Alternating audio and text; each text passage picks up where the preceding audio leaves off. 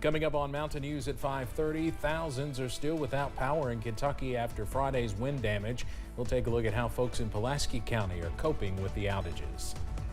And the 2024 presidential race is picking up steam with several big public appearances over the weekend. We'll look at where the field stands right now. Plus, I can't rule out a shower overnight, but overall this week's pattern remains rather tranquil. Details ahead as Mountain News at 5:30 starts now. Dedicated to Southern and Eastern Kentucky, this is WYMT Mountain News at 5:30. Good evening, I'm Steve Hensley. And I'm Olivia Calfee. Thousands of people have been without power in parts of southern Kentucky since Friday. A state of emergency was declared in Pulaski County because of the windstorm. WYMT's Bill Pendleton has the latest from the Somerset area. Proud of what they're doing. I mean, I know their job is tough. And Robert Clearing hasn't had electricity since Friday. A large tree knocked out power to him and everyone in his neighborhood off Ringgold Road in Somerset. Well, it's been hard without no power, no internet, no TV. We can't do nothing. We had to go out to eat all the time. At its peak, 10,000 South Kentucky RECC customers lost power. Almost half the entire customer base in their 13 county service area lost electricity. Almost 100 utility poles were broken. And to set a new pole can be a 3 to 4 hour project, and that's in optimal areas. This has had a deep impact on a lot of people. Many people are staying in their homes, riding out the aftermath of this storm, dealing with no electricity, staying in their homes. However, some are running off of generators. Others are just simply hunkering down and making do with what they have. Crews are working through the day and night to restore power. You know, we have linemen that are out of power themselves, and their families have had to go, relocate or, try to go or are staying at home and without power. It's better than having the worst, but it could have been worse. It could have been snowing. It could have been 20 degrees outside. And South Kentucky RECC says it could be several days before all the power is restored. In Pulaski County, Phil Pendleton, WYMT Mountain News. As of this afternoon, there were just more than 7,000 people across the South Kentucky RECC service area without electricity. Statewide, there are still more than 100,000 customers without electricity, mostly in central and southern Kentucky. Governor Andy Beshear gave an update earlier today on the state's response to the damage. So far, 64 counties have filed emergency declarations. 19 cities may also qualify for federal disaster relief. The governor says he's seen a lot of communities helping each other.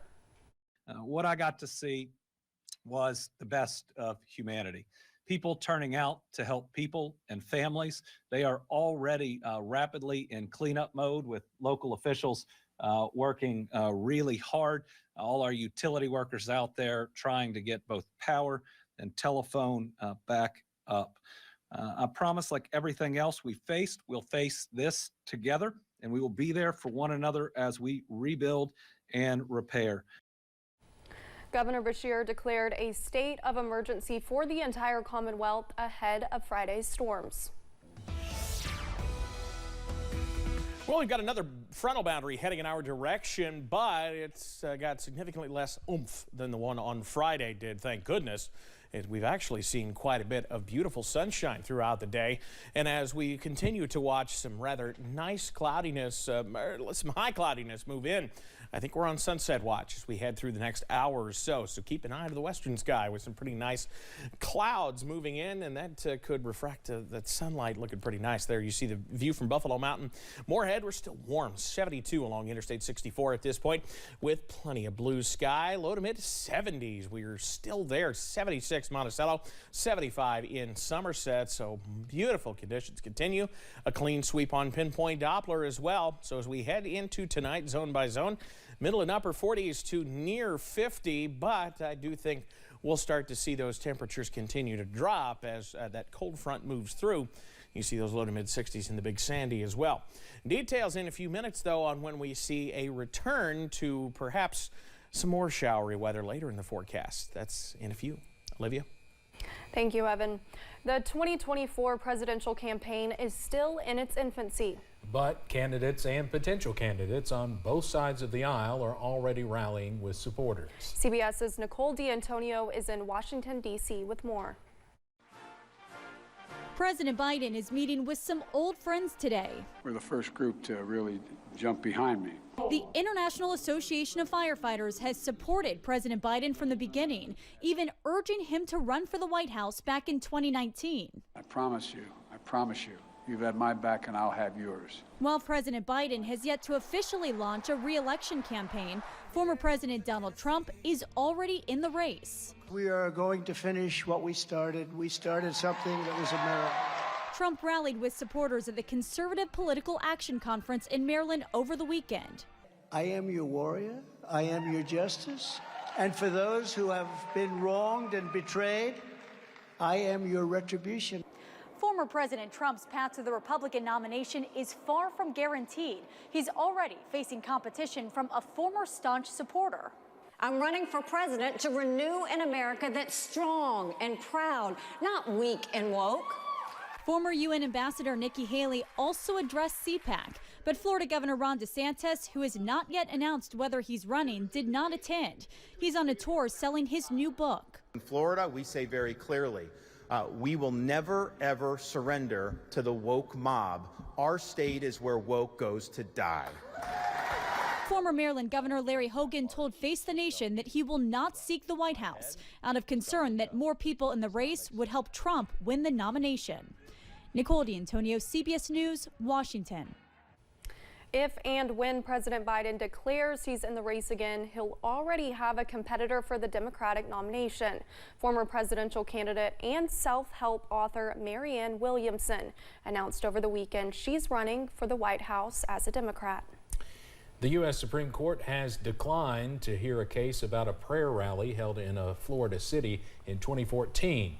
Atheists sued the city of Ocala in federal court, arguing the government appeared to be endorsing a specific religion and violating the Constitution by holding the prayer rally.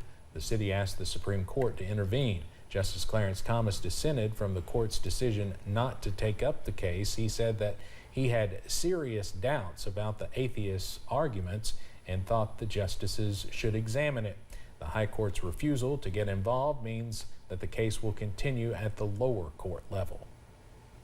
The FBI is offering a $50,000 reward to secure the safe release of 4 American citizens who were kidnapped in Mexico Friday. Their condition is not currently known. CBS's Christian Benavides has the latest from Miami, and we want to warn you, some of the images in this report are disturbing. Video posted on Twitter appears to show the moment 4 U.S. citizens were kidnapped in Mexico. State Department officials say they are working to secure the Americans' safe return. The FBI working very closely with other federal partners and Mexican law enforcement agencies to investigate this. This happened in Matamoros Friday, about a 12-minute drive from Brownsville, Texas. The FBI says the Americans entered Mexico driving a white minivan with North Carolina license plates. Shortly after crossing the border, gunmen opened fire on the passengers in the vehicle.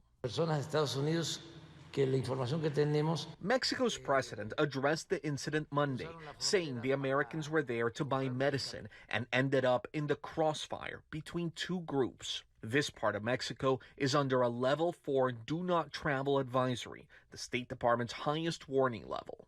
You basically are playing with fire if you, as an American citizen, go into Mexico. Michael Vigil is the former head of international operations for the Drug Enforcement Agency. How dangerous is this part of Mexico right now?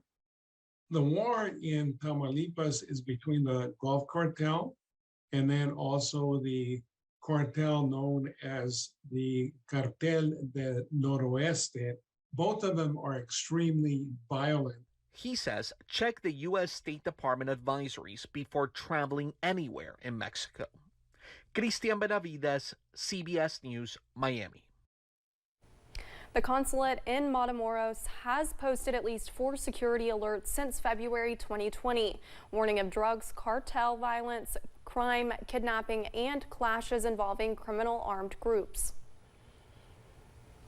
Coming up on Mountain News at 5:30, if you're looking for a vacation home or another source of income, a look at the benefits and drawbacks of purchasing a timeshare. Plus, a shower or two cannot be ruled out tonight. The latest on the way after this.